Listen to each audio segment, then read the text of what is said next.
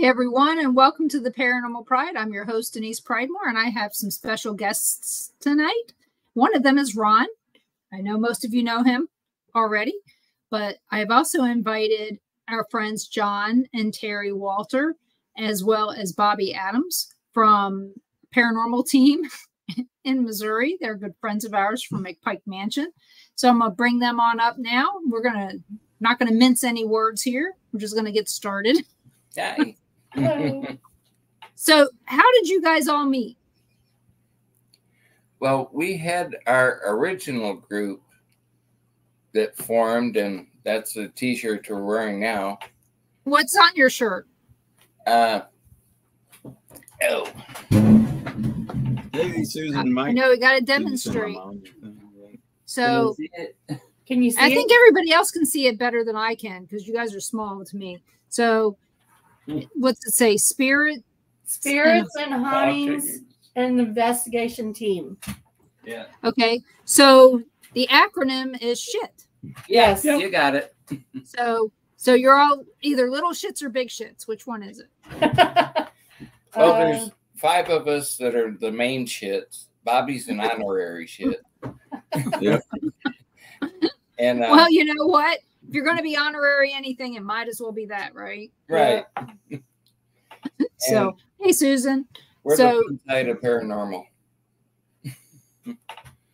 Okay. So you guys met as part of when you were parts of other teams? Yes. Yeah. Our group broke up. 2 moved to Florida. 1 moved to the Boot Hill in Missouri.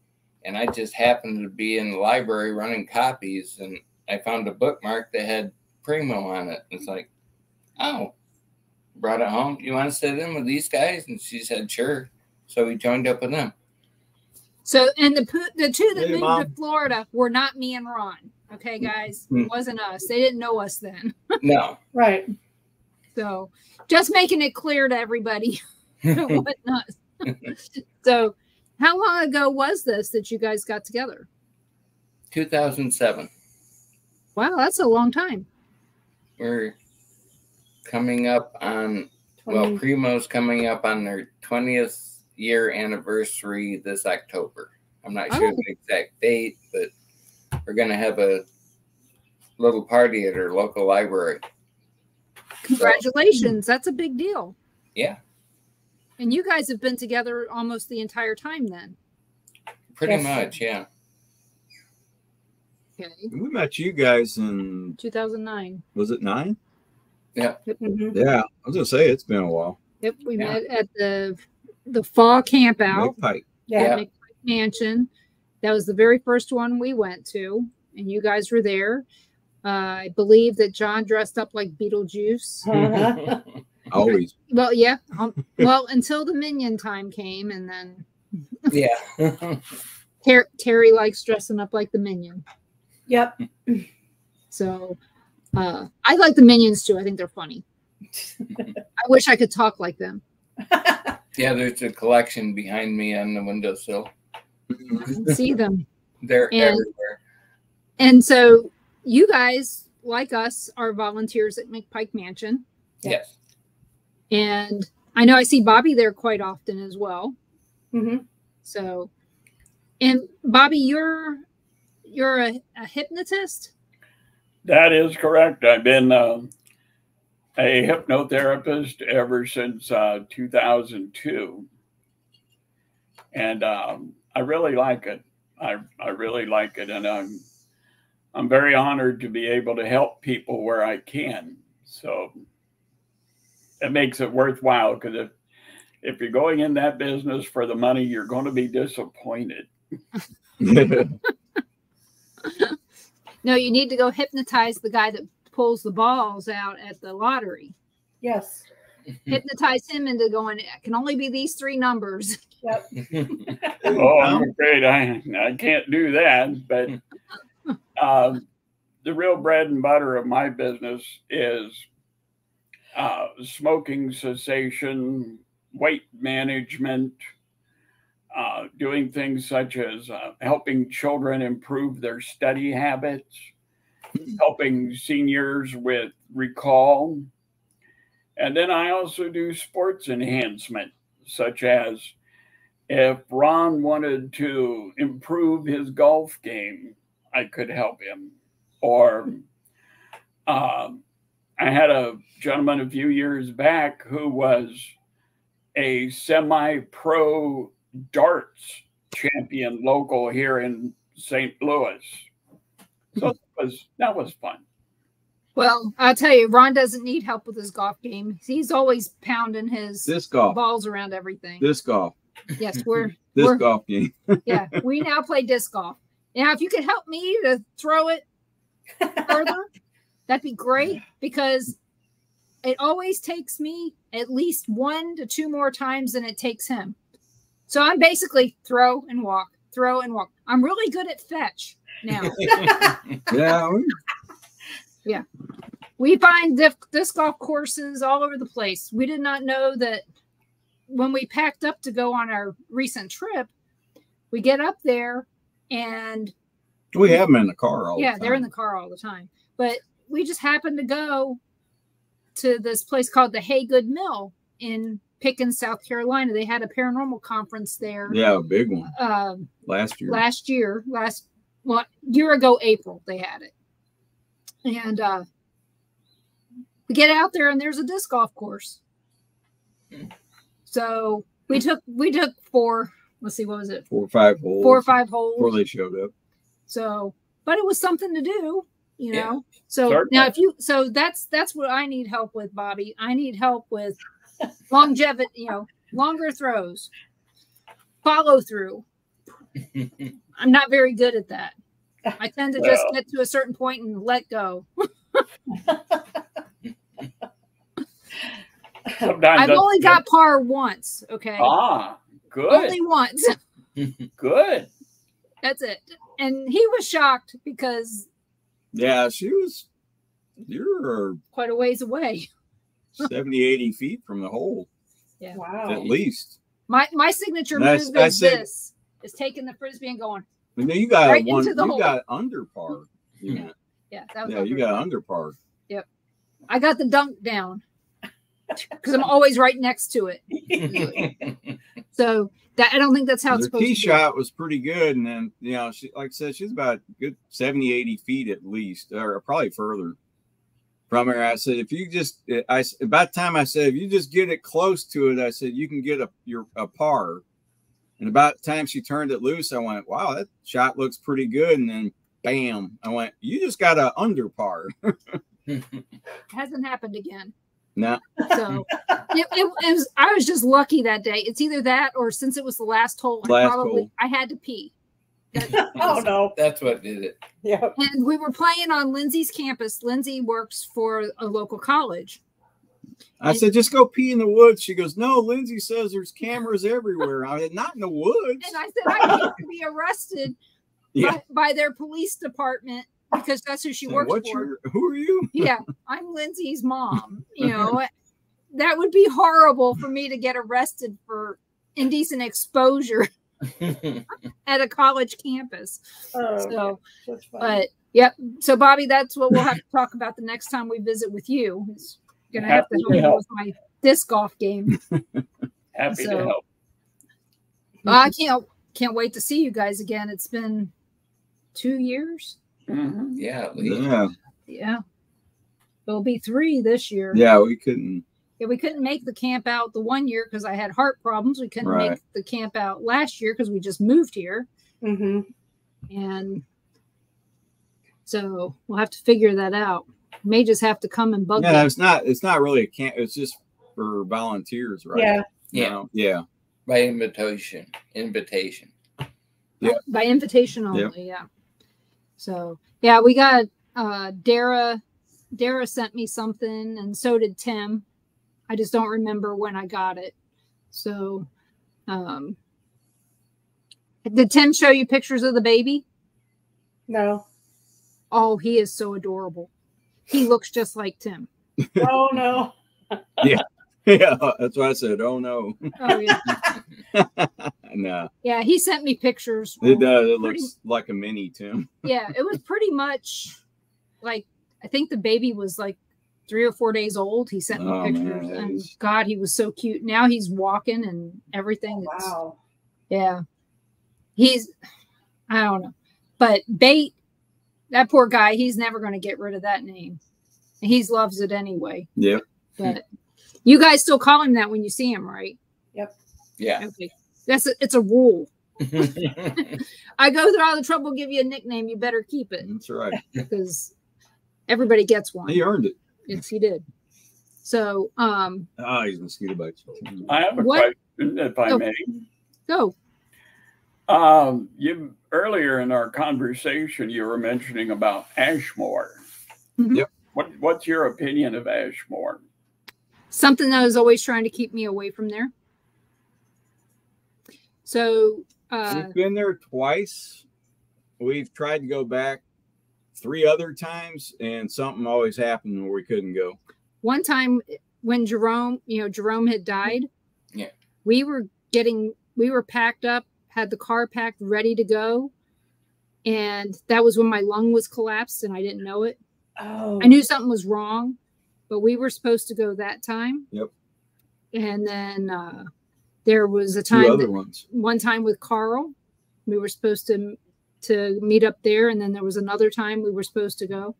Another when Rick Rose and that was David Glidden, all of them were out. That was when Jerome died. Oh, okay.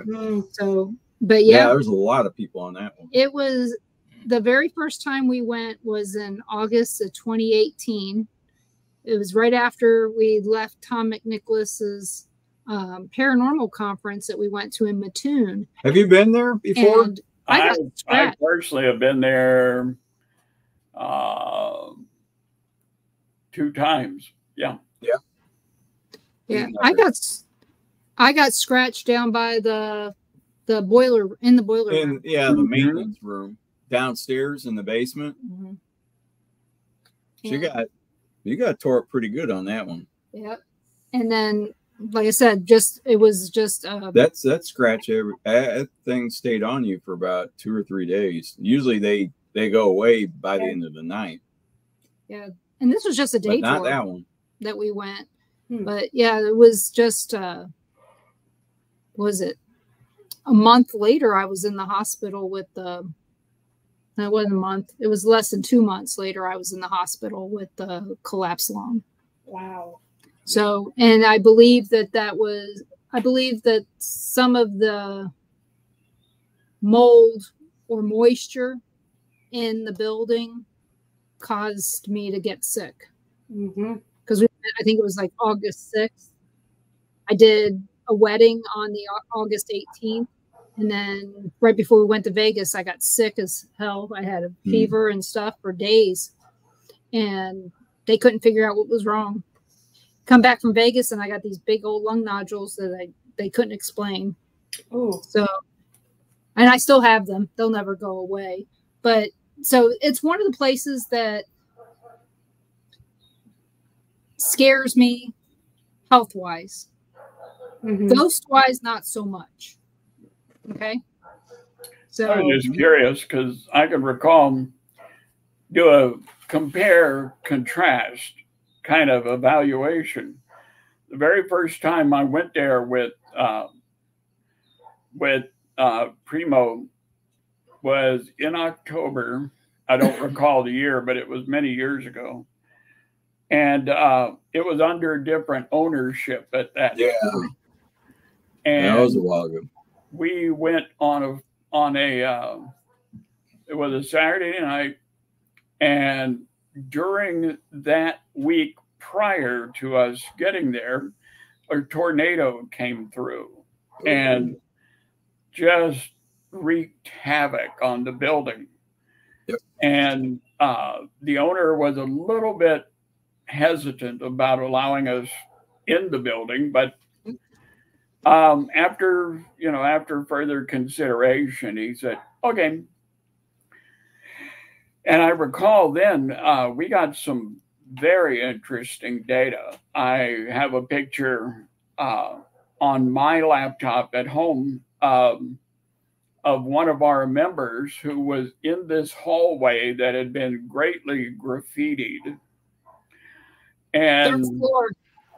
he was probably, I'd say, less than 15 yards away from me. And I took 2 pictures of him standing in this hall just as quick as my camera could reset. And one picture of him is just very clear. The other one from right about chest level down is all dark. Even the walls are dark. And after doing some research, I found out that where he was standing in this hallway, there was a fire. And so it was, the fire was quite devastating. There were deaths. And I thought that was a fascinating catch, that take 2 pictures pretty much back to back, as quick as the camera could reset the flash, and one was clear and the other one showed that dark line. It was just fascinating. And then the last time I was at Ashmore, of course, under new ownership, and what I love that I talked to the owner, and what I love about it is he's kind of turned it into what I call a paranormal research training facility. Yep. Because I like Rob and Terry. He's a good guy. He's a good guy. He's done an immeasurably good job as far as bringing the building up to code so it's safe, installing windows and different electrical lines so they're safe. Also by putting drops in different floors. If you recall, he drilled holes between the floors and the ceilings of different levels, put in PVC pipe, and now you can run both your power cords and the cords to go to your stationary cameras, as well as any other lines for recording or things of this nature, instead of like running your line up a stairwell or something. Well, you don't have to do that now. Now you can use these drops, and that helps tremendously. And then he also added, and it didn't mess with the integrity of the building. No. I mean, he cleaned it up, but it's not, it still kind of looks like what it did back in the day. Yeah. He added the bunk houses where you can sleep that have heat and air. There's a fire pit outside. Yeah. So it's really nice. I sat outside a lot the last time we went. Did, because I didn't feel good. I was still recovering from the collapsed lung when we went. And so where was the most active spot, you would say? There at Ashmore, the one where we got the most data was, like I said, from the hallway at this would be, I believe you'd call it the first floor, because it was not the basement, but it was the first floor. Right. And then on the second floor, near the end of the building, we were doing some EVPs, and we were also doing some testing of some new equipment we got at the time, which was an SB7 spirit box. We were testing with that. And while we were doing this testing, the gentleman who was monitoring the words that were coming across the SB7 was monitoring the equipment as best he could. And we had another member of the team who was asking random questions. And as she was asking these random questions, she complained of having a headache. And, of course, we didn't want anyone to feel uncomfortable. So we said, well, would you like to just take a break now? And we'll, you know, maybe this is a little bit too intense for you. She said no. So we continued. And as we did this, I was recording video. And in the video that I had focused on her, just out of nowhere, a mist appeared and encircled her head and shoulders during the time that she was asking the questions.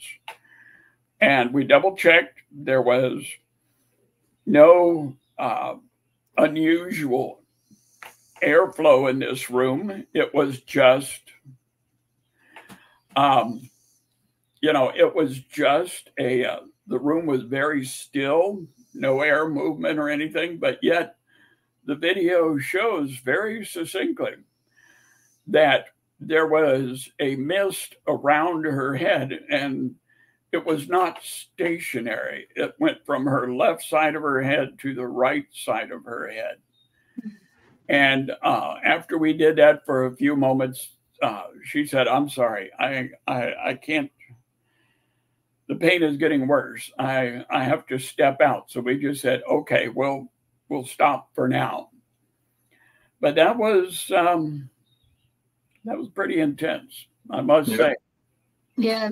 Tom says that when him and Nick were there, Nick had to leave the place with a bad headache the last time he was there. So that's, you know, apparently it's something that happens there. One of the things we found out there. Yeah, Nick's pretty tough. Yeah. So one of the things we found out there was we had an EMF meter and found out that steel beds put off EMF. Yeah. So we now know that those old beds, EMF, all on their own. There's no, and it happens any place we go to that has a bed like that. So it has to be how it's built. Yeah. So it was one of the things that we learned at that point. we had a lot of activity on the third floor. Mm-hmm. Say Carl can jump in. He had his SLS. Well, similar Connect. Yeah, the Connects, but yeah, we had to connect up there in that room that is all fixed up with the bed and everything. Yes. Yeah, that was an interesting connect, wasn't it, Ron? Oh yeah. What was funny about it, I had the Connect set straight across from the doorway, looking at the doorway. The stick figure was on the wall, would be to the left of it, of the door frame. Not even on door frame, on a flat wall. Yeah. But what was funny was, as people came in the doorway into the room where we were at, we'd tell them stop in the doorway. This stick figure would reach out and pat him on top of the head. They would look. Oh. Except for They didn't know it. right, except for one. Yep. Bait. Tim. Yep. And everything. He comes in and we tell him to stop. This thing don't pat him on top of the head. It reaches down and grabs him in the groin going this way. Yep. And me and Ron's just kicking back laughing like crazy. Because what? Oh, that's hilarious. It was. That's where he got his nickname Bait at, was there. Yep. But we had 4 or 5 people come in there and stop, and it would pat the them same on the thing. head. And we were sitting there watching it, and we'd say, wave your hand, say hi to us, and it was doing that, and then it wouldn't do anything for a while, and then all of a sudden somebody would come in, and then it would reach out. And it's like, damn, there's got to be something to this. Yeah, because it was on a flat wall. There was nothing it was there a flat wall. There was to nothing. make a stick figure. Yeah, there's nothing at all. And the camera was and the whole system was stationary on a table. Yep. So it wasn't moving. So now you know why we call him Bait. Yeah. He's bait, all right. Uh-huh. And Tom says they were in the end room on the 3rd floor when he had to leave. Yeah. Yeah, I know what room you're in. Yeah, and the thing then is, the nurses station, we got a lot of similar stuff too. And the thing is, the investigation that we had was during the day. Yeah, right, all daytime. Yeah. Yeah. Although, as it got toward dark, it did seem that, I mean, we was pretty active when we were there, but it seemed like the activity level started to ramp up. Yeah, about the time we was getting ready to leave. Yeah, we were left, what, 7 o'clock or so? Or Yeah, maybe something later, like that. Because another group was coming in. Yeah. Yeah, Ghost Hunts USA. Yeah. Yeah, Dara had won it. And it was, they said during the day. And we got a lot of activity. Yeah, I think we got it. Well, it was kind of good. It was during the day. We couldn't have seen that on your connects at night. Right. I don't think. Don't know. Could we? Yeah. Yeah, we could have. Yeah, okay. Because of the computer. Yeah. I don't know if we would have seen it as good. Well, if it was completely dark in there. Yeah, we would have seen it real good on the screen and everything like that because screen is bright. Yeah, well, so we could see, like I said, everybody coming in and out. Yeah. Well, we have a handheld. Gary's got a handheld one now. Yeah. Yeah. So would you go back to Ashmore Estates? In a New York minute. Yes, I would enjoy it. I have had not only just some wonderful experiences there, as I spoke earlier. I signed my name on the wall and down in the basement, so that's good. And I would love to be able to share that experience again with some of the members of PRIMO, like John and Terri and others that have never been there, because cliche as it might sound, once you've been there, you'll want to go back. Oh yeah, we had fun. The place that just touches you more ways than one, but it touches you. And I would love for John and Terri to go sometime. I think that would be a hoot. Yeah. Yep. I hope the next time we go back, I don't get touched. Well, might want to stay out of the basement there, baby. Yeah, I don't think the maintenance guy. Well, I think he did have something against women being in his maintenance room, because they said a lot of women have gotten scratched down in there. So it is what it is. And then, so we also investigated the Missouri State Pen with John and Terri. Yep. I don't know. Were you there, Bobby, too? Yep. Yeah. There we go. We lost contact with you. Nope. Could you repeat that, please? So we investigated the Missouri State Pen with John and Terri. Were you there as well? I was there. I've been at the Missouri State Yeah. Penitentiary a couple times. That's another wonderful place. You know, boiler room. In regard to what we were speaking earlier, you know, I've found it fascinating how certain, for lack of better words, I'll say, electrobiologic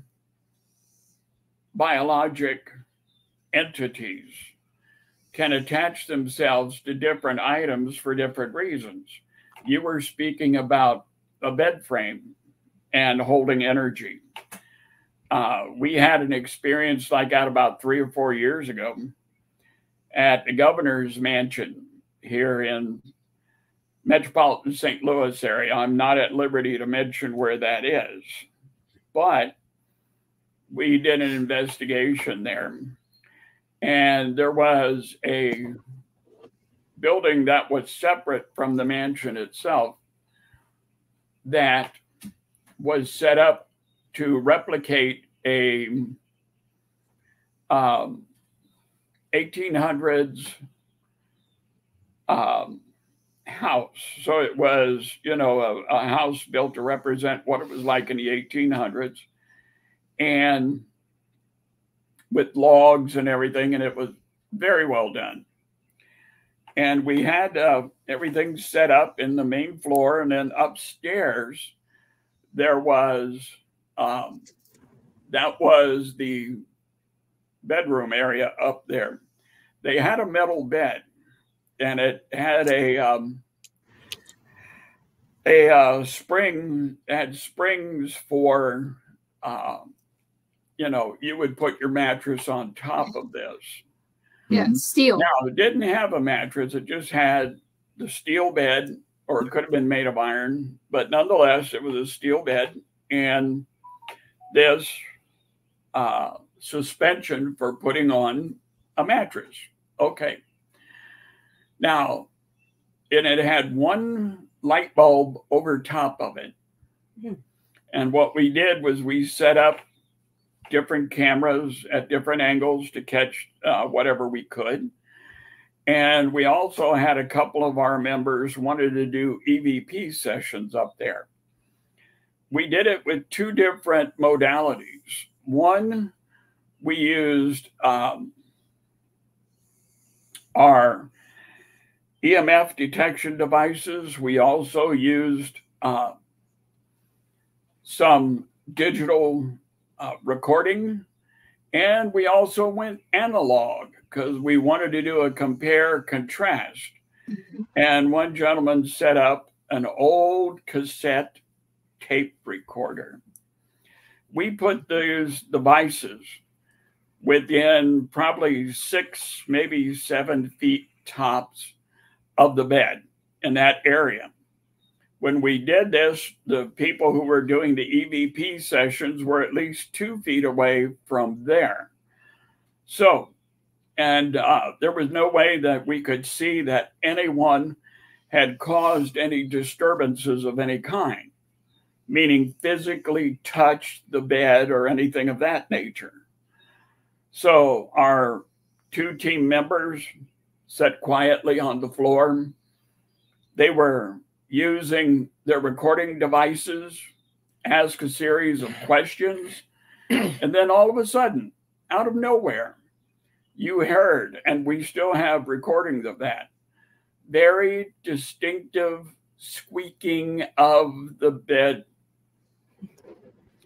similar to a squeaking that might be heard if someone was lying in bed, and even, let's just say, being active. And I'll just leave it at that. We presented this data after our investigation and analyzing everything to the people who own this property, and their jaw hit the floor because they had no explanation of what we recorded, but it nonetheless was valid. So it was fascinating. So do you guys know this person who showed up in the? Yeah. Okay. She's an original shit. That's Corey. Oh, okay. Tell her to unmute. Right. You need to unmute if you want to talk, because it won't let me unmute you. Yeah. All right, I got it. There we go. Okay. So, like I said, I was slow to put you on because I didn't know that they had anybody else coming on with them. I It was didn't like, Oh, We didn't either. She's a surprise. I'm late. you're surprised? Surprise. Well, Corey, I'm Denise, and this is Ron. And Yeah. Hi. this is Carl up above. And Hi, nice to we've meet known you guys. John Nice to meet you. we've known John and Terry about 13 years. Oh, Longer than okay. At least 13. 15. 15? Yeah, 2009. Oh, yeah, it is 15. Yeah. And Corey We and met- her now husband, Randy, they went with us the first time we discovered McPike Mansion. Yeah, Oh, Oh, wow. that John was a used to long work time with ago. Corey and Randy. Yeah. Yeah. About 23 years ago.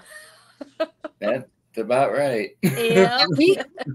we did the, we wanted to find it, and Ron was from St. Louis, so I said to him one day, I go, well, where is McPike Mansion? He goes, I don't know. And he goes, I go to, he would go to Alton for his job back in the day when he was putting in shoplifting detection systems. He goes, it's got to be on the other side of town because it's not anywhere near where he'd gone. Yeah.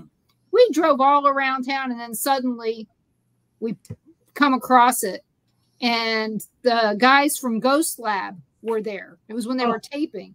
And we pulled into the driveway, and all I do is ask Brad, is this McPike Mansion?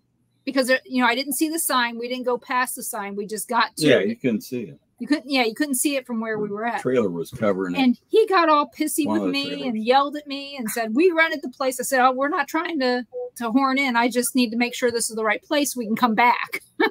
And then he invited us to come and join. I'm like, you yell at me and then you ask me to join you. So, but that's when we found McPike Mansion, was when Ghost Lab was there taping. Oh, okay. A weird time to show up in. Yeah. So I don't know. And it's one of those places that I told Ron when we first got into this. I said I need to go to the Villisca Axe Murder House, the Sally House, and McPike Mansion. First name basis with everybody on all those three places. So we did what I wanted to do. Volunteers at 2 of the 3. For quite a few years. And promoted the other one many, many times. Hey, have you guys added any equipment in the last couple years to your team? Anything new? Well, we have, but as we all know, this event, this area that we are involved in is largely funded by good old back pocket financing. Right. So sometimes the equipment may not be state of the art.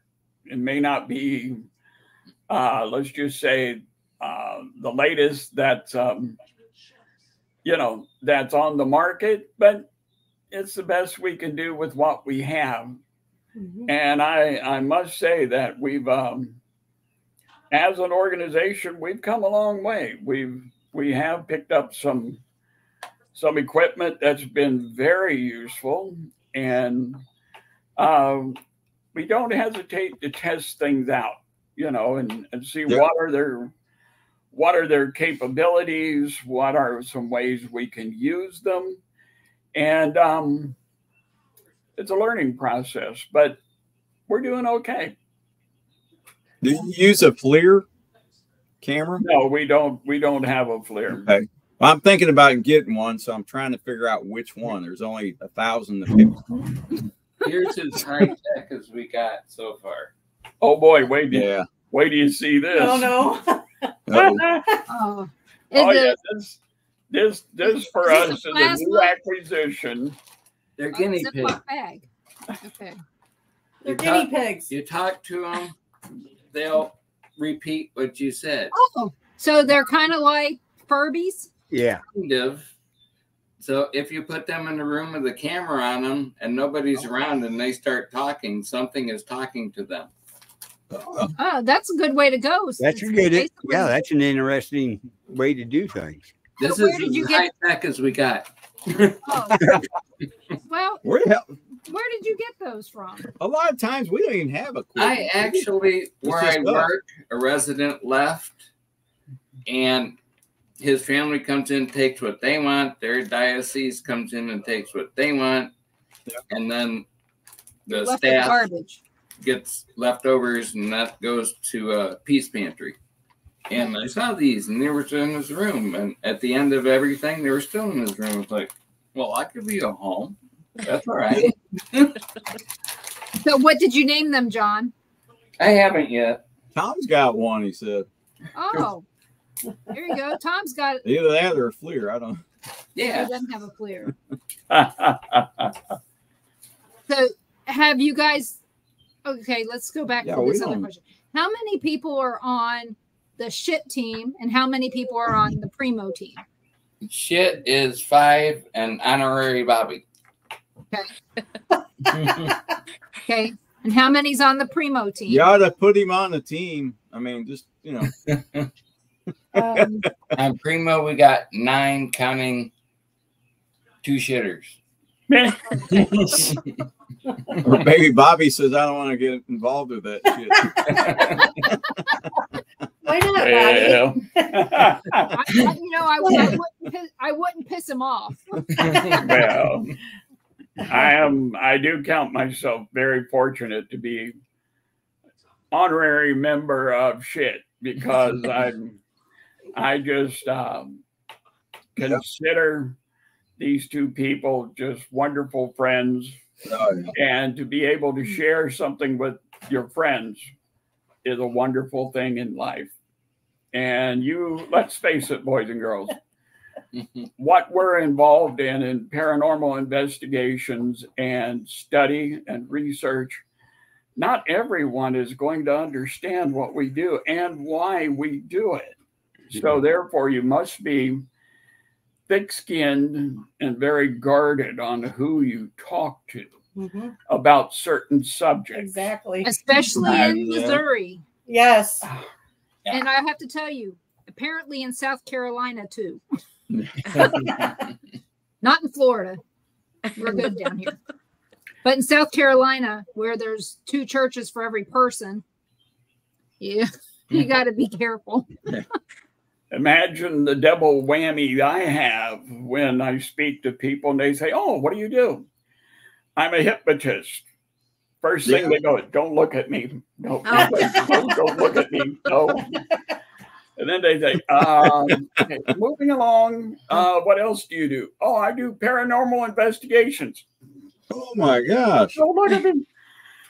So how often do you guys hear "you're going to hell"? Especially with the name like shit.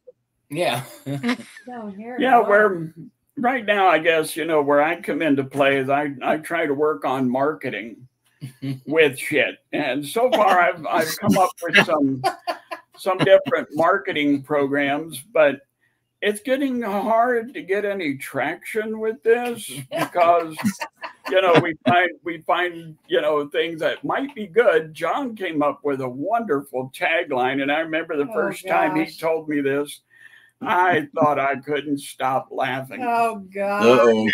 And John came up with it. And I quote, he said, "If you've seen a spook or a specter, you've probably already said our name." So you're already. So yep, think about that for a moment. I remember when John showed us that, and the first thing I thought of. I said, "Yep." Not surprised. Yeah, the first thing I thought of was that I was part of another team, the Sprint Home Integration Team, and they wouldn't let us use that because it spelled out shit. It didn't sound like a good corporate. No. Yeah. It's kind of hard, if you want to do any marketing campaigns and say, "Yes, if you're having problems with anything that goes bump in the night, just remember shit. Because we know our shit, and we'll help you with your shit any day. No shit, no shit too small." The little shit emoji would be perfect. Yeah. Just make it white. Yeah, we just have to double check to make sure, there's no problems with,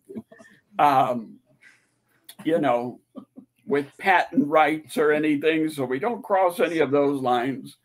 But we're still having a little problem with marketing. Yeah, you can't use Mr. Hanky either. No, regrettably, that's another one no.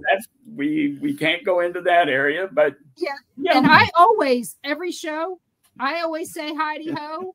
It doesn't matter. I've been saying that for 10 years at least. and I know where it came from. Good old South Park. Well, I was talking about that today. I was talking to some people at work, and I said, I remember when I used to go to Denver and I would go down by the building. There was a street called Jackass Hill Road. It was in South Park. And they go, "So it's a real place?" And I go, "Yeah, it's a real place." They go, "We thought it was just on the cartoons." I said, "No, there's a little sign that says, 'Welcome to South Park.'" And it was not even, probably 3 blocks from the building. But every time I drove by Jackass Hill Road, all I could do was laugh. Yeah, my last wife, who died 5 years ago, before coming to St. Louis, she lived in Denver, Colorado. And as I got to know her and we talked about things, she knew I was a big fan of South Park. And so I asked her, I said, you know, this can't be real. You know, this got to be just, you know, totally made up. And she said, you'd be surprised. It is. It's a real place. Yeah. Like I said, But, I was one of the first places I took a picture of in Denver. I couldn't pass it up, you know. But Corey, how did you get involved with the team? Just working with John, and then we just talked about going places and just started going places. Mainly Limp Mansion we've been to. A couple times we were there. We got our name from the first camp out we did at McPike. Yes. After the whole day and night at probably about 3 a.m. after sleep deprivation, shit came up funny as hell. And it's like, yeah, that's the name of our group. Yep. I have some really good memories from that place, though. I have to say. Oh, yeah, we had some great times there. Now, we haven't, my husband and we actually moved to Florida about 13 years ago, so we haven't been with them investigating since we lived in Missouri. So, what's that? Where at in Florida are you? We are in DeLand. DeLand? Yeah, it's Where's about that? 20 miles west of Daytona Beach. Oh, okay. Yeah. You're on the other side. We're near Pensacola. Yeah, we're about 20 miles east of Pensacola. Oh, okay. Wow. Yeah. So if we go that way, we'll let you know. Okay. We plan on going over towards Jacksonville at some point. Oh, yeah. That's only about an hour from us. Yeah. Yeah. And I have a cousin who lives in Flagler. Oh, okay. So not too far. And I have an aunt that lives in Daytona. Yeah. Oh, wow. So, yeah, I have family. Well, between me and him, we have family everywhere. So, but yeah, we just moved here last June. Year. Oh, wow. So when they were talking about their team and they said two of you moved to Florida, I had to tell everybody it wasn't us. Yep. So how do you like living in Florida? I love it. Have you been able to investigate anywhere? No, we will go places, but we won't investigate. We just go and visit because we don't have any tools or anything like that. So we just go just to go. I miss that. I miss being able to be. There's Tim. Go ahead. So Tim says you guys are bringing the yoo-hoos. Yeah. Yeah. Oh, yeah. So is it strawberry or chocolate? Chocolate. Chocolate. Yeah. Oh, what about the banana? Strawberry. No, do they even make banana anymore? Nah. I never heard of it. I've never seen it. It's a southern thing.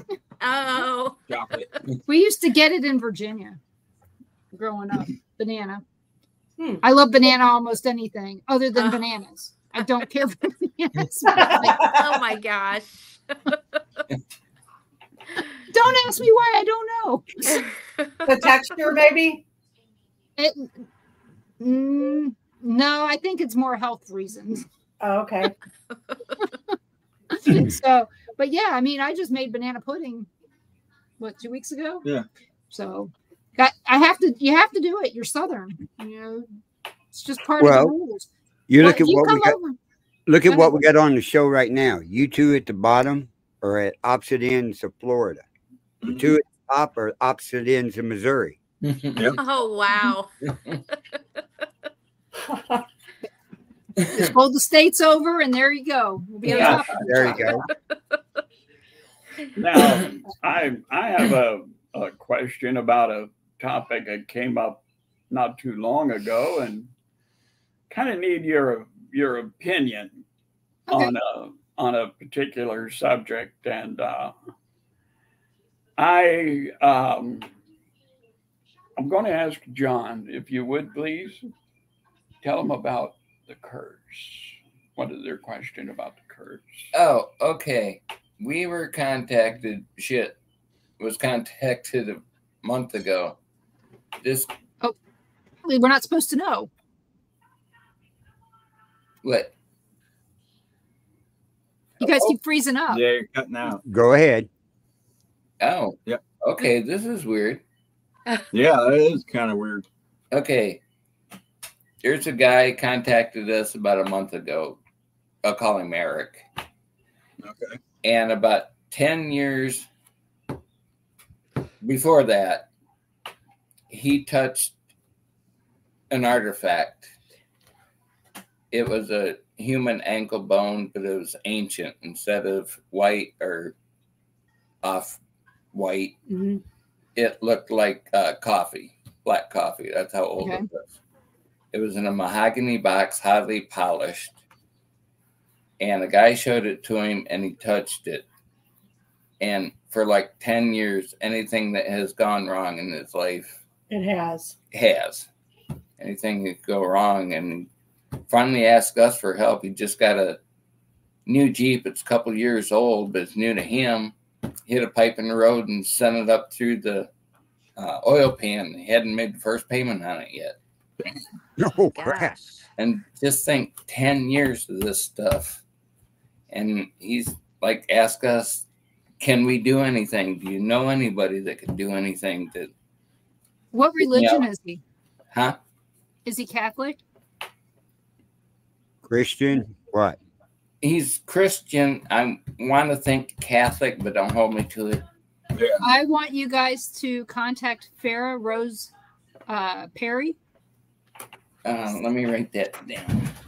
She's down in Houston, Missouri. Where did the guy do this at? Where was this at? Was that an archaeological dig or somewhere in Cedar Hill, in a guy's house? Oh, at a guy's house. So her name is Farrah, Farah.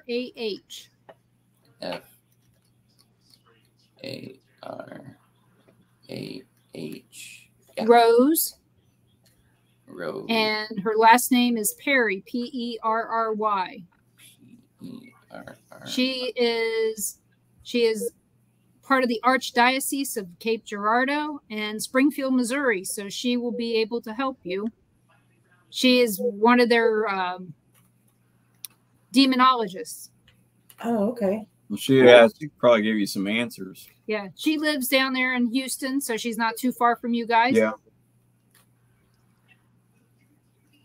She can advise over the phone. So if you can't find her, let me know, and I will. Is there share her. Something significant about this body, or I mean, was it or bones? Was it dug up from another? Where was he at? Country? In a museum or something? Yeah. No, it was a guy's house. He had it in a box. Oh. Did the guy say anything about what the importance of it is to the other person who owned it? If he did, it wasn't relayed to me. I don't know. Okay. Like I said, if it's a curse, Farrah's got some prayers and some things that she can. This has been going on for 10 years, you said? That she can help with. And do you guys still work for the Catholic Church? John, do you? I do. She doesn't.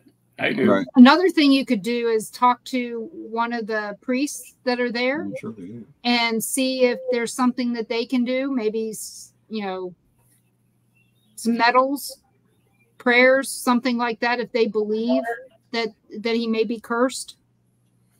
I mean, you got it right there. Yeah. It might be helpful.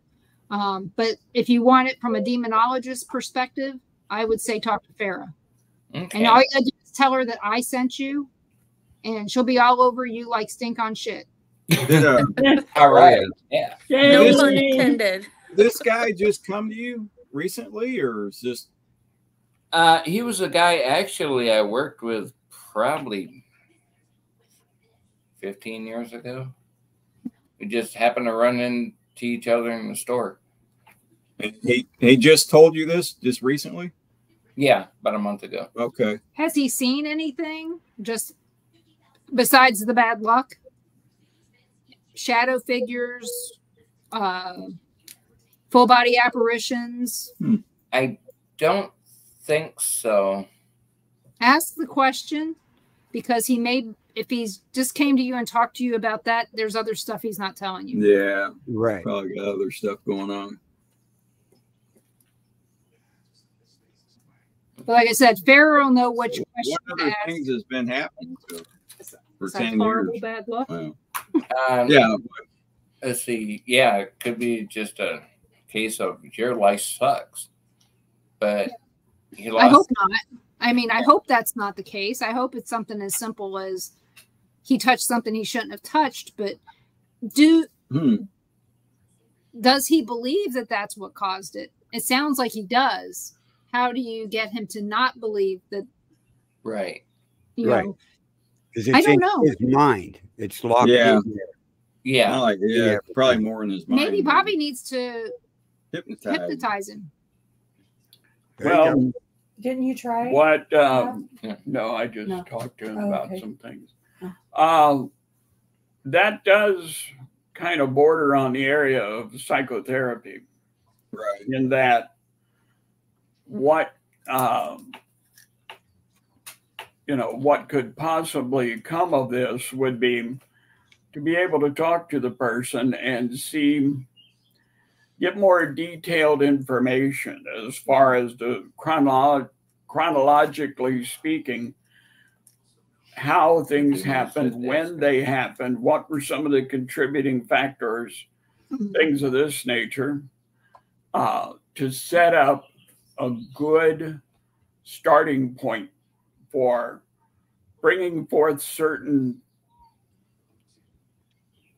mental ways of looking at things differently. Let's face it, and again, I'll circumnavigate this a little bit.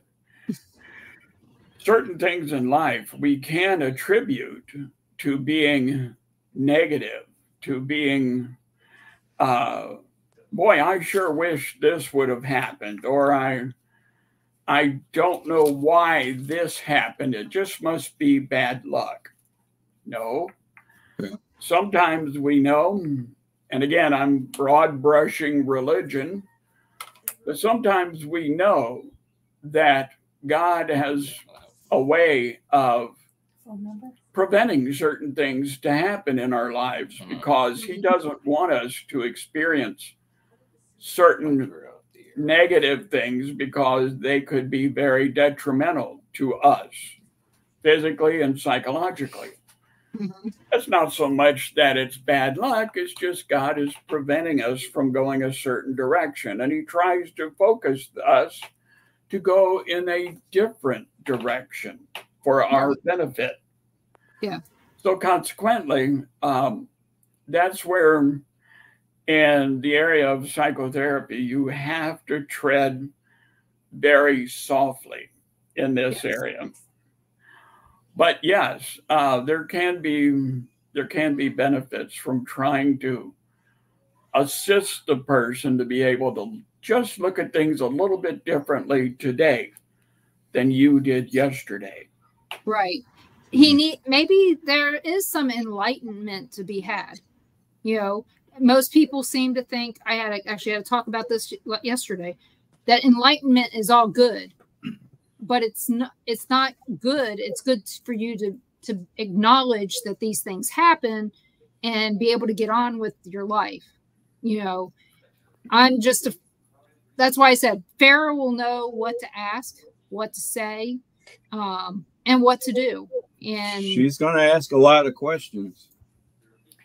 Yes, and some of those questions may, again, you have to tread very softly on this because that's why she's trained by the archdiocese on what to do. She's very good. And so I'm not concerned about that at all. No. So, but you know, John, when you talk to her, you know, she's going to ask all kinds of questions, and most of it's going to have to come directly from the horse's mouth. Probably. Of course. So, but yeah, she's dealt with people who have had family curses, Oh hell, she's dealt. Oh yeah, she's dealt with me. She can handle anything. She can handle me. Yeah. So, but yeah, I've heard. Oh yeah, they've she's told me stories of stuff that dealt with family curses a lot. Yeah. Not to mention, people that had drug issues and possessions, all this stuff that you wouldn't even think about, she will bring up. And she's not afraid to address it head on. So now it sounds like I'm doing a commercial for Farrah, but she's a really good friend of mine and I trust her 100%. So Great. I think that you'll be happy to know her. So if you send a friend request, Terri, she'll accept it. And if she doesn't, send her a message and just say, "Hey, I'm friends with Denise and she told me to contact you." She'll answer. And John, I always know when it's you posted on Terri's Facebook by what you say. Yeah. I always tell Ron, I said, "It's John." He goes, who is it that you're looking at? I said, "It says Terri, but it's John." Yeah. Yes, exactly. And then she'll tell me what it is. I'll go, yeah, that was John. Yeah. Probably about 85% of it is me. It is. And as Susan says, Farrah is awesome. Okay, cool. Yeah. So there's a starting point. And Tom tells us to read the book, The Secret. I'll have to look that up. Have any of you read the book, The Secret? No. I have it at home, and I also have it on videotape. They before I moved here, and I lived back home in Ohio, there was a psychologist from the Ohio State University who was teaching a course on The Secret. And I was able to get a copy of one of his books plus his DVDs that he had. And The Secret was really fascinating. What's it about? I've never heard of it. The Secret in a nutshell is all about the law of attraction and the physical part of altering the way you perceive things to be able to bring forth more positive in your life than you do negative. That's what the law of attraction is really all about. Yeah. And so it's a fascinating read. It has a lot of data to back up the things that they present in the book and the video. And I must say, I've used different little snippets I've got from that training in hypnotherapy to help, again, to get people to just look at things a little bit differently today than you did yesterday. And so, that goes back to the same definition of enlightenment. Bingo. Bingo. Yep. So it's a strange word, everybody wants to make it all you're going to see is good from enlightenment. But sometimes when you're looking back, it's horrible, but it's going to make you better in the long run. Exactly. So, and one of the things Farrah is going to ask of this guy is, has he had any trauma? What trauma did he go through 10 years ago? Besides, what left him open? Yeah. Because it's quite possible that it was just that time. If he was wide open and he touched this thing, it just could be, it's possible it's a coincidence of some sort. Not that everybody believes in coincidences, but this thing outweighed this thing in his mind. And he remembers touching this, but was there something else that happened right around that time? Yeah, precursor. That he didn't even think about. And now he's blaming this one thing. Yeah, right. Precisely. And this is where, going back, like in the therapy sessions I do with people, one of the things that we must do is establish a baseline to find out where did certain trains of thought. Where did they start? How did they progress from where they started to where they are now? And that takes a lot of questioning, a lot of sessions, and sometimes bringing up things that are painful. Mm-hmm. But they have to be. It's for healing, and because we all have something that hurt us in our past that we either don't want to remember or we can't let it go. Of course. It's one or the other. What was it? And, so hopefully Pharaoh will be able to get to the root of it. Hey there, Dave. And but thank you for bringing that up, because that's one of those things that I'm never, ever going to act like I know everything under the sun. But if I don't, I probably know somebody who does have the answer to the question that you're asking. Yep. Cool. I appreciate it. Thank you. And on his mouse too. What? Carl. He's got sand on his mouth? No. He's got his hand on the mouse too. Yeah, I was. Yeah, I saw that. Just about. Oh. Yep. So yeah, I heard sand after all this stuff. No. Yeah. Well, I've been playing with sand all day. Long story short is, when I got knocked over by the waves, my swimsuit got full of sand. Oh no! Oh. Yeah. Covered. So, yeah, covered. Anything that was under the swimsuit was covered in sand. And I'm sitting in the car, and we get to a gas station. And the gas station, the ladies' room is out of order. Oh no! And I have to change because it's that bad. Yeah. So I grab my clothes and my towel, and it's a teeny tiny bathroom. And Ron, of course, has to go too. So we're both in there together. I take off my shirt, and sand just goes onto the floor everywhere. So covered it. But we just bought a new car, so I didn't want sand in the car. Oh no! So, I had already changed my bottom, but we thought we were going to another beach. So I could sit in the bottom, dry. But no, my top was still wet, and it was horrible. Oh, and I'm still finding sand. That'd be painful. Well, I'm still finding sand in the car. So he laughed at me because I brought this little broom with me on the trip, and we have those weather guard. Yeah. So I had swept all of it out. Now his side of the car's got all the sand. Mine's fine now. But just he likes to stick to it. Yes. So yeah, I think I finally got all the sand out of my swimsuit. We've been back what? Oh, Wednesday will be a week. Wow. So I told him, I said, I bought a new swimsuit yesterday. I told him, I said, I need another swimsuit because I can't go through this shit again. So, and guess what? I'm not in Kansas or Missouri. I'm going to use it. Yeah, that's right. Yay. So, thank you, Dave. I appreciate that. But so, do you guys have any plans for going forward this year?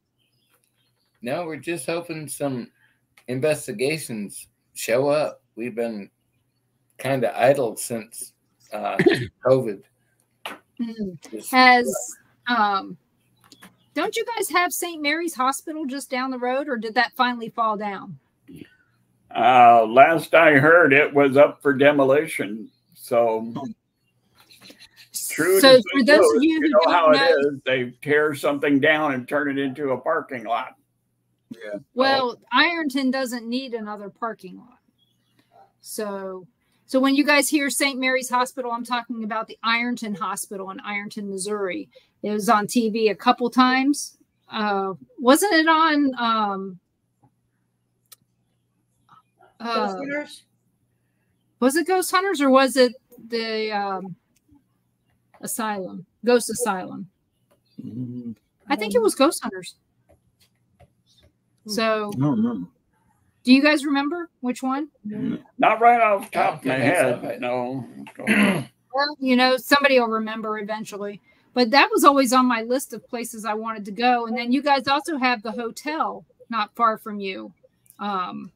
Which one was? What was the name of that one? It was a Civil War. Yeah, that was Morris Mill Hotel. Morris Mills Hotel. Yeah. Morris Mill, yeah. Last I heard about that, it's privately owned now, and people have set up a residence, an actual residence in there. Yeah. And they were debating if they wanted to open it up to investigations again, because the current owners, last I heard, they wanted to turn it into a bed and breakfast. Right. Yeah, we had heard that's that. why I heard somebody bought it. So as you know, that takes a lot of work, a lot of money, and it takes time to set that up properly. But that's, as you can imagine, with that much work and everything, they're not going to want people come traipsing through the house and, you know, no. But that's the latest and greatest. So yeah, that we drove by there one time. Yeah. And it was when it was owned by not the owners now, but I think the owners back then when they were trying to make it a bed and breakfast. And the only thing I noticed was, why would you put in a bed and breakfast here? What is there around that's going to be interesting to people? I mean, they can come visit John and Terry, but I don't think that that's going to be fun for them. That'd be it. That'd be it. I didn't see very much there. Convenience store down the road. The very first organized ghost hunt we went on with PRIMO was the Morris Mill Hotel, and we weren't very organized. It's like, I'm going to this room to get an EV. Oh, somebody's in there. Okay, I'm going way down in the basement. Somebody's in there. And after a while, it's like, okay, this is useless. You spread out your sleeping bag because you could sleep in the room. There weren't any beds or anything. Spread out your sleeping bag. It gets nice and quiet. Then you can hear the rats chewing inside the walls. Oh, that sounds like fun. Yeah, I don't think I'm going to sleep. You guys can sleep if you want. I don't think I'm going to. The thing I must say, what I remember the most about that particular investigation is John's 1000% correct. The group who was there was very disorganized. They hadn't really worked on proper procedures and protocols for how to do a proper investigation. It was just random at best. And just before we got too long into the investigation, they said, okay, who wants to sleep in what room?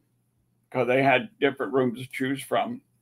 And room that I chose was a room that I thought would be active as the Dickens. And that was, there was a lady of questionable virtue who was murdered in this room. Mm-hmm. You were hoping to get some personal attention, weren't you? To be blatantly honest, yes, I was.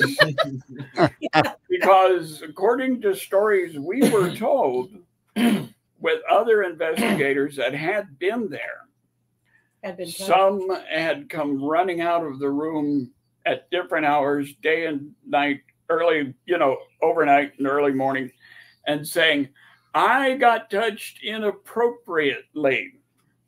I thought, okay, I'm up for this. Let's go. I wanted to be touched inappropriately. Guess what happened? I got the best night's sleep you could ever imagine.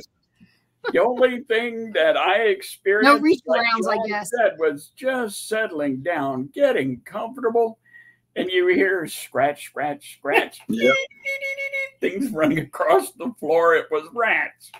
Yeah. See, I don't know if John and Terry know about this, but when we went, one of the times we went to the Missouri State Pen, somebody opened a door to a room that they weren't supposed to. Oh.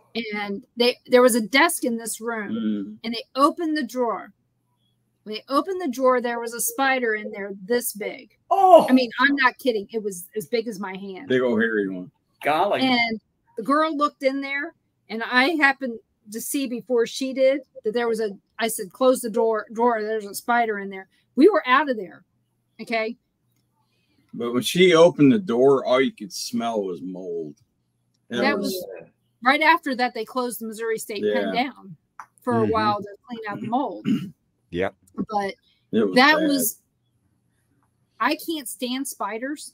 I have been known to get random people off the street to come in my house and kill a spider for me. And I'm not even kidding.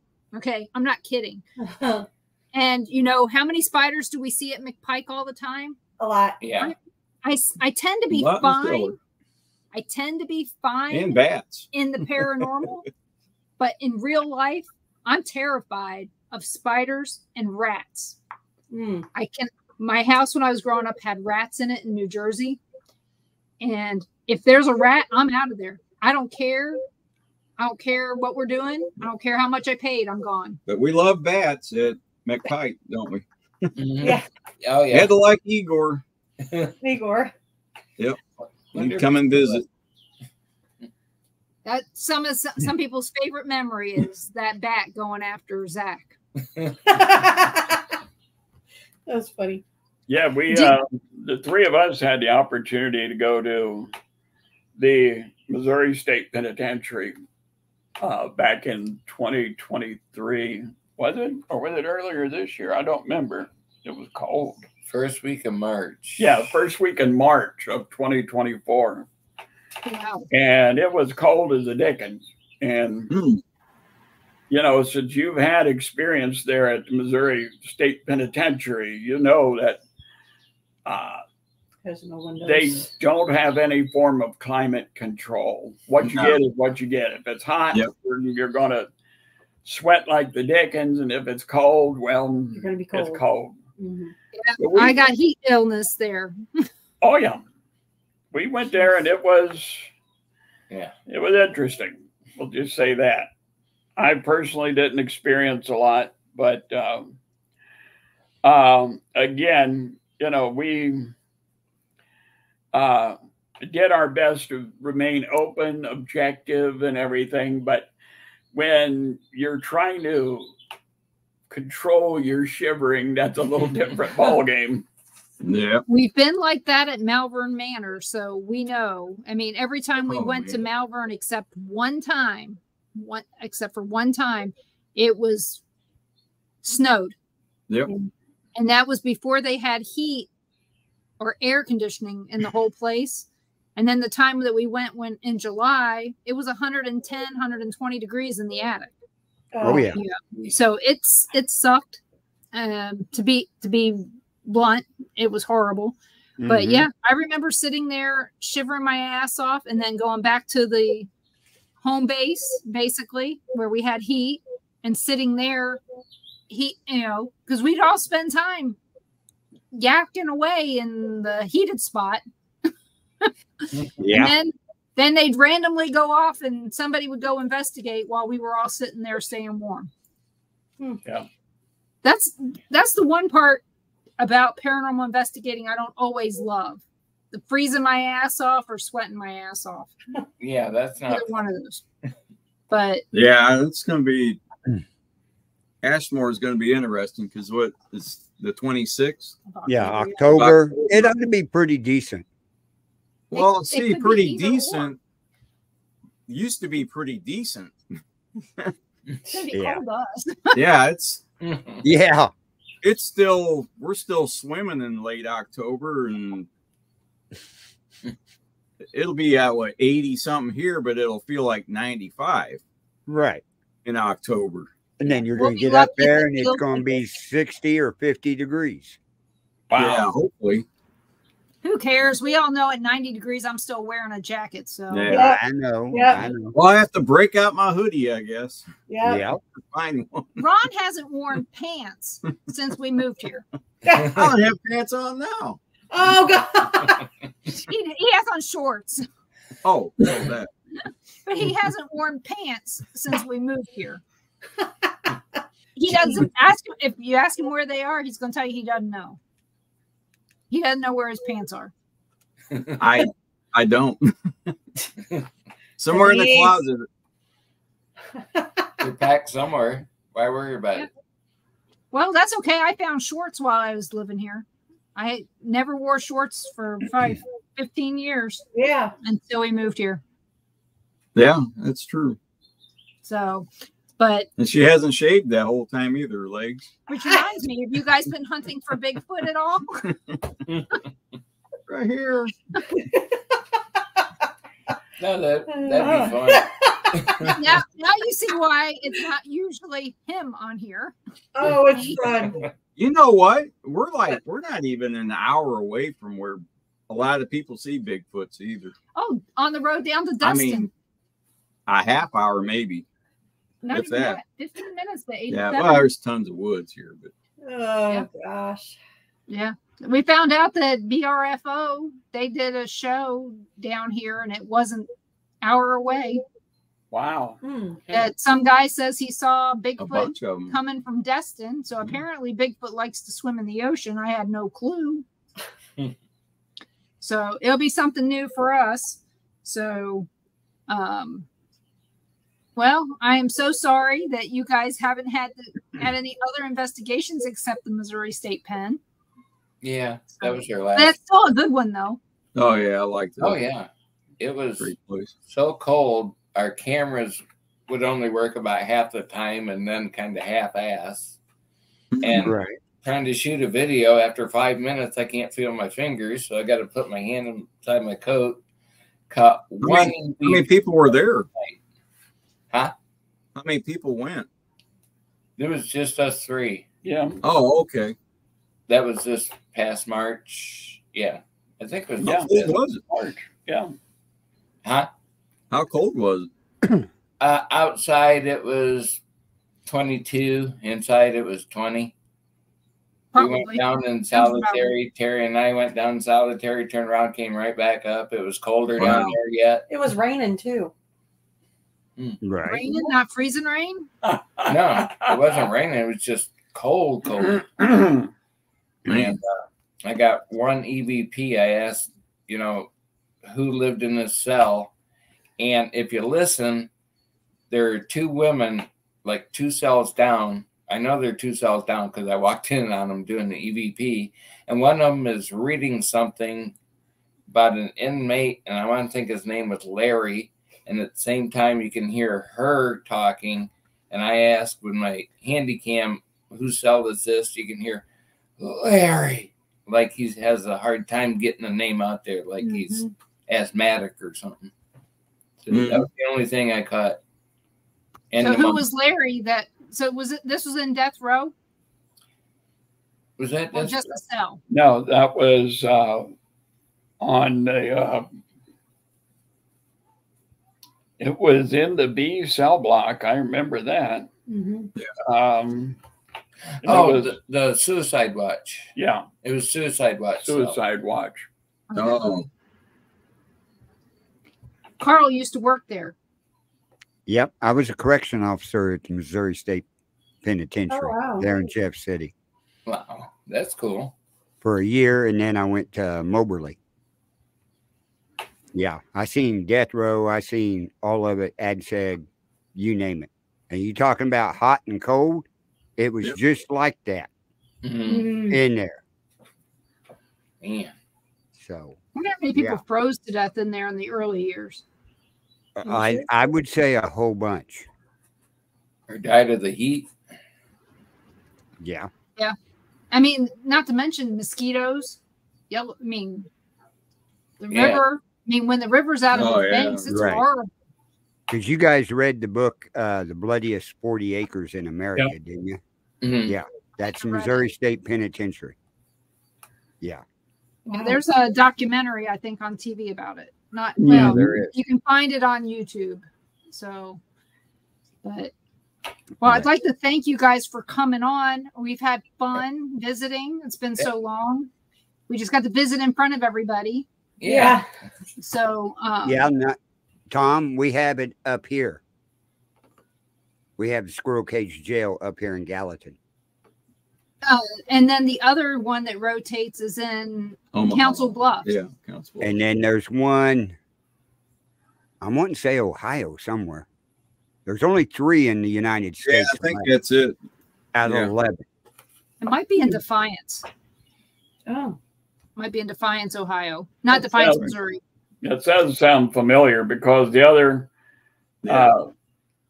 prison that we had there in Ohio of notoriety, state was a federal, I can't remember if federal prison or a state prison, but the Mansfield town was called Mansfield. Yeah. Yeah. And now that's more or less like the Missouri State Penitentiary. In other words, they've turned it into a place you can come and visit, you know, and see how things were, because they did their best to preserve how things were. And it's yes, I've we been to know. Mansfield, and it is very, very similar to, you know, the green mist, Missouri State Pen. Yeah, the green mist there was Tim's fault. Yeah, if you can't find White Castle, you got to hit Taco Bell. Yeah, Taco John's. That's worse. But there's a place that's really good there in Jeff City. Was it? Oh, I don't remember. The name of that burger place. This is right by it. Yeah, is Jailhouse Burgers or something. Yeah, like that? I think everybody goes there. Remember when we went there? It was wonderful. Yep. It was really good food. I still remember that to this day. Yep. So it was good. Yeah. So, but yeah, I'd like to thank everybody for joining us tonight. I'll be on next week with, I forgot who my guest is because I just booked him yesterday. And so I'll be back on next week at 7 p.m. Central right here where you've seen us tonight. And then tomorrow night, catch Carl, Ron, and myself on Paranormal Nation Radio, Not So Normal. And we will surprise you with a guest then too. So hopefully you guys will come and ask questions and be interactive with all of us, because we really enjoy that part, answering questions and visiting with you. So join us and we'll have a great time. So see you tomorrow, guys. Prison Brews. Night.